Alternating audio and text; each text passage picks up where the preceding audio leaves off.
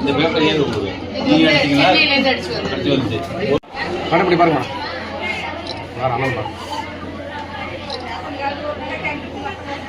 என்ன அப்படியே பாருங்க என்ன அப்படியே பாருங்க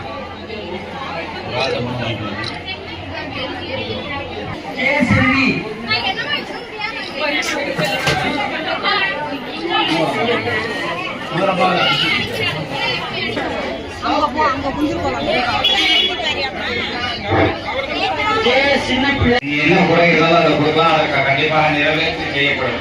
ஏன்னா 100 விழுக்காடு செய்யலாம், 90 விழுக்காடு 80 விழுக்காடு கண்டிப்பா செய்வாங்க. அதுல ஒரு செய்தி தான் விடுபட்ட இல்லாம இருக்கு.